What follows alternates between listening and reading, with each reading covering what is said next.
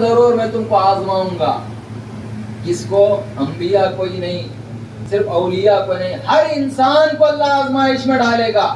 اللہ تعالی ہم سبوں کو آزمائش سے محفوظ رکھے.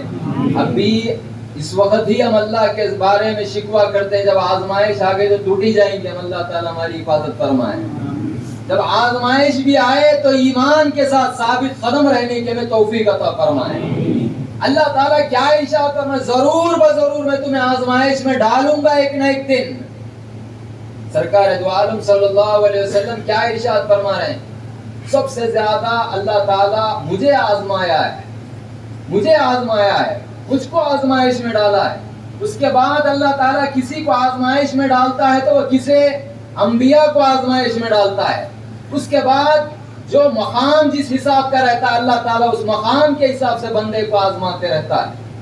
سرکار دو عالم صلی اللہ علیہ وسلم کے بعد اگر سب سے خطرناک اگر کسی کو آزمائش آئی تو حضرت امام علی مقام کو آئی. کیوں؟ وہ مقام بھی ہے، مرتبہ بھی ہے. اللہ تعالیٰ وہ مقام و مرتبے کو سمجھنے کے میں توفیق عطا فرمائے. اللہ تعالیٰ کیا ارشاد فرما رہا ہے؟ خوف کے ذریعے میں تمہیں آزماؤں گا، ڈرا کر میں تمہیں آزماؤں گا، والجوع اور بھوکا رکھ کر میں تمہیں آزماؤں گا، ونقص من الاموال تو مال کو کھینچ کر، تمہاری اولاد کو کھینچ کر میں تمہیں آزماؤں گا، والانفس والثمرات اور تمہاری جان کو لے کر میں تمہیں آزماؤں گا، اور پھل لے کر بزرگوں رزق کو روک کر بھی میں تمہیں آزماؤں گا. بزرگوں اللہ تعالیٰ واضح طور پر بیان کر رہا ہے. ہمارے کو ایک جب آزمائش آتی ہے، ذرا سا بچہ بار بار بیمار پڑ رہا تو عامل کے پاس بھاگتے، عامل صاحب یہ کیا ہو رہا سمجھ میں نہیں آ رہا، ایسی تعویذ دیو کہ بچہ کبھی نہ بیمار پڑے. بزرگوں اللہ کی ذات سے بھروسہ اڑ کے عامل کے اوپر بھروسہ آ گیا ہے.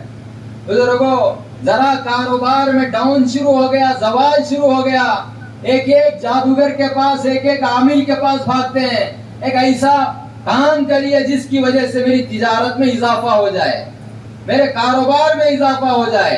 ہے یا نہیں؟ ہمارا یہ عقیدہ ہے یا نہیں؟ ہاتھ اٹھاؤ.